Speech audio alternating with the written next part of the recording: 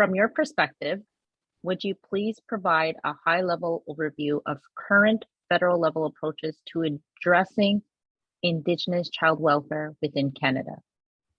I guess, okay, from my perspective, I mean, we're in a totally different landscape right now with First Nation Child and Family Services across Canada, largely due to the new federal legislation, Bill C-92, also known as, now I should have had these papers in front of me, but an act respecting First Nations, Inuit, and Métis children, youth, and families. And so this act, this piece of federal legislation is certainly contributing to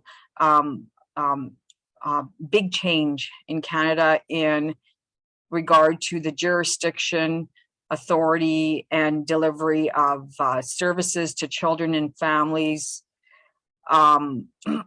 who require supports.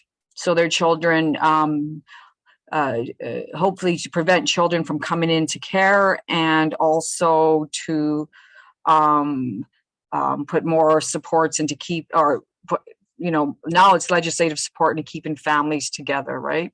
So we are experiencing, from an agency perspective, huge service delivery changes day to day. Basically, what I see with the new federal legislation, it's still government, it's still colonial legislation, right? That's what it is. And but it has the capability to remove the provincial involvement out of the equation. And whereas the First Nation within this federal legislation, I guess I'm not a politician or anything, but will exercise more like sovereignty approaches to responsibility and oversight for their citizens. And so we're seeing that, and that's a good thing. That's a good thing. Yeah, it's huge. And we have a community here in Manitoba that just passed its own child welfare law, and in conjunction with this piece of legislation, the law is posted on the Indigenous Services Canada's website, and there's a lot of changes right now with how this community will be delivering services, and there is an impact on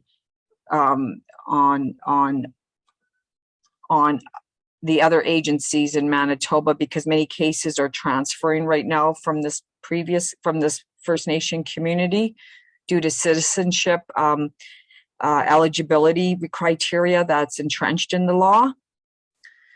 And so there is a service delivery changes as a result of that. And Trudy, is there not also something, I haven't had a chance to read your emails that you sent me previously about some new bill that the provincial government of Manitoba just put forward with regard to how to interact in these cases of First Nations children who are, or First Nations communities that are now creating their own laws, because that is going to change our relationship also with the provincial government. So it looks like they're trying to be proactive to some extent in terms of how to deal with these situations, because child welfare is still a constitutional responsibility of the provincial government. So I think they're trying to think ahead how to deal with this, but you know more about this than I do. Yeah, it's fairly new. It's Bill 41. Let me just grab it because it just came out in reference to information sharing. So that in information sharing in regard to obviously making sure safety for children, right? and we don't want to see kids fall through the cracks. It's important that our First Nation Indigenous governing bodies / service providers are able to access information to help us make informed decisions in order for children to remain safe, right?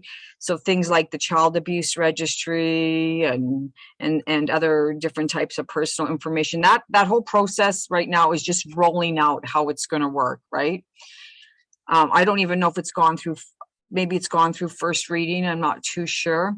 The Child and Family Services Amendment Act, and it's basically on information sharing and accessibility to this information.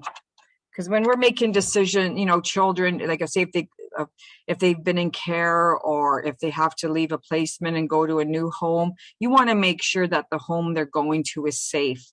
In order to help make those decisions, you got to make sure that the caregivers are not on, child abuse registry, or if they do have a prior contact, that it's not something that's like high risk to kids. So we need to have this information to ensure child safety. So that was just recently introduced by the province of Manitoba, and it's just going through readings right now. How it's going to operationalize, I'm not too sure yet. We don't have those questions answered. Like, for example, so now, like, mandated workers, we have access to it's called CFIS, the Child and Family Services Information System, which is a provincial database that we can go in and check to see the child's background, their involvement with the system, all, case notes, child abuse registries, prior contact information, foster parents, all of that. Although that system, CFIS, is not a perfect system, especially if you're in a remote community and you don't have very good access to internet services. So there are additional files held within the community that aren't always in the CFIS system. That could very well be, yeah. And also there's been, over the many, many years, there's been other matters associated with CFIS from our concerns from our First Nations in regard to ownership of data, right?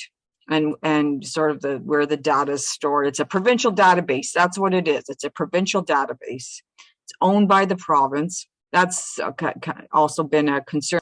I think it's really important as kids are moving within the system, and sovereignty, and it's about time, is being exercised in these areas. Thank God. We still don't want to see kids fall through the cracks, right? We have to make sure that the information is shared so good decisions are made, and we don't put kids in vulnerable scenarios or with dangerous caregivers, right? Because that's happened and the outcomes are not good. That's so true. It has happened, right? And we know this.